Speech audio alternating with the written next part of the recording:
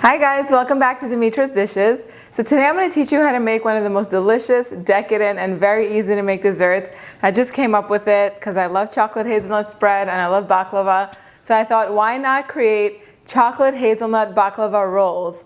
They're delicious, they're ready in no time, and they're just like 3-4 ingredients, that's it. Let's go over the ingredients and then let's get started. So for the syrup, which is what we're going to be making first, let me turn the heat on. Just 3 ingredients, some sugar, try not to get it all over your stovetop like I just did, a little bit of water, and the juice of half an orange or half a lemon, whatever you prefer. So I'm just going to give this a quick stir, and as soon as it comes to a boil, I'm just going to set it on the side and just wait for the rest of the dessert to be ready. Now, the rest of the ingredients, really basic, some of your favorite chocolate hazelnut spread, some ground hazelnuts, and some melted butter and phyllo. That's it. We're not going to use the whole pack of phyllo, so you're going to want to make sure to be careful to wrap the rest and put it away for later use. Or if you want to make a whole bunch, you could definitely use all the phyllo. But what we're going to do is we are going to take this out of the plastic wrap and cut it in half. You're going to want to make sure that it's completely thawed, defrosted, all of that. I've gone over it a million times if you watch my channel. If not, I'll go over it really quick, a quick recap. When you're working with phyllo, you want to make sure that you defrost it in the refrigerator overnight, then take it out and leave it on your countertop for about an hour or two before you're ready to work with it. So that way it's easy and doesn't fall apart and crumble on you. So I'll put the rest of the phyllo in here, set it aside. This recipe with a cup of chocolate hazelnut spread makes about 10-11 rolls. Very simple, very easy. We're going to open them up, and you're going to want to have your oven preheated to 375 degrees Fahrenheit. You want a tray lined with parchment paper because this is going to move really fast, as you're going to see. This is ready. It already started boiling. So as soon as the sugar dissolves, we're going to set it aside. Now, so we're going to take one sheet, and if it separates, it's okay because when it rolls up, it'll go back together. We're going to drizzle some melted butter and then quickly and lightly brush over it. Then we're going to take a tablespoon worth of chocolate hazelnut spread. If you're using a little ice cream scoop like I am, just fill it up about halfway, and that should be the right amount. Then we're going to sprinkle some chopped hazelnuts, fold over on both sides the dough, and then we're going to brush some more butter all the way down the sides. This is going to hold it together like glue, and then we're going to roll up. And if the phyllo came apart, that's okay. Once you're rolling up, it'll get back together. And we're going to keep doing this. I'll show you one more until we have at least 10 or 11, or as many as we want to make of these rolls. We're going to put the butter, hazelnut spread,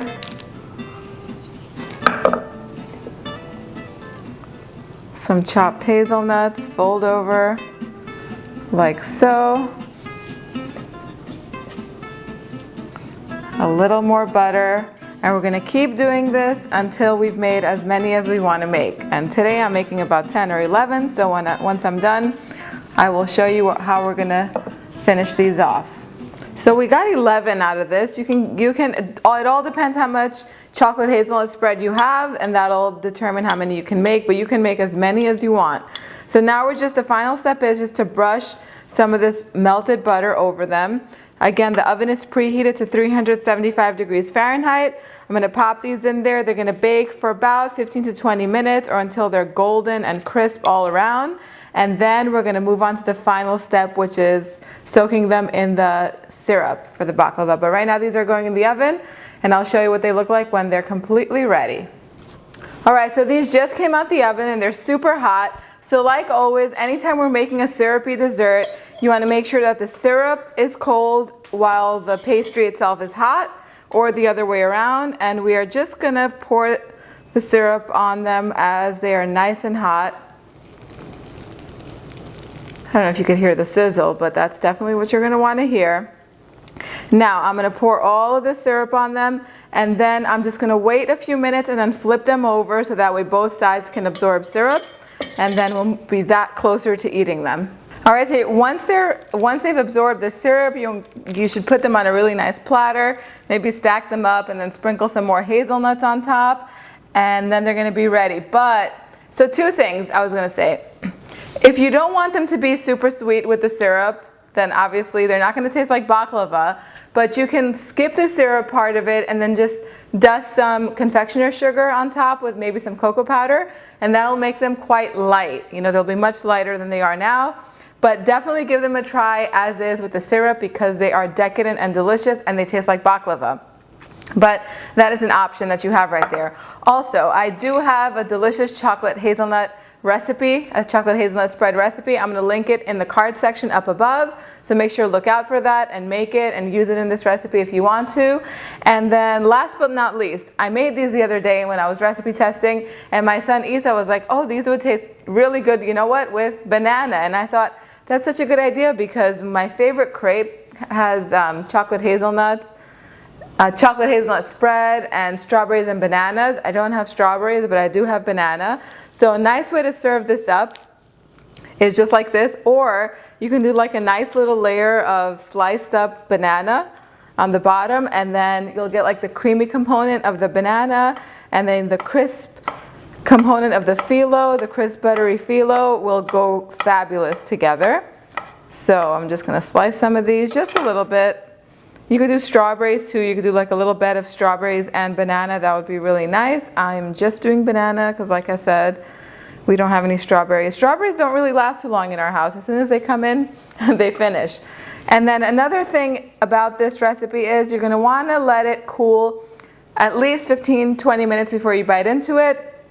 This one didn't cool too long. When it cools longer, the filling sets and becomes thicker and more mousse-like, and it's easier to eat. It's actually more like a truffle, like a chocolate truffle. Otherwise, it might be a little bit like, you know, ooey gooey, which is nice too.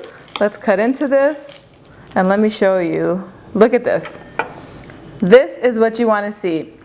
It's set a bit, the flakiness of the phyllo, the creaminess of the chocolate, and then we're going to have some banana with it. I'm going to take a bite of this. I'm going to take a bite of banana. Hopefully I won't burn my mouth.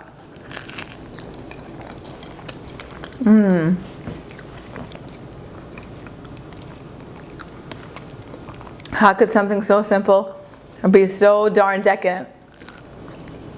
So good. You're going to have to make this. Go on the recipe, go on the website, www.dimitrasdishes.com. Take pictures of this, share with me on social media. I'm on Facebook and Instagram. Let me know what you think in the comment section down below. If you like this video and want to see more, make sure to hit that subscribe button and that notification thing so that way you don't miss a video, don't miss a recipe. Thumbs up, subscribe, and I'll see you guys next time. Bye everyone.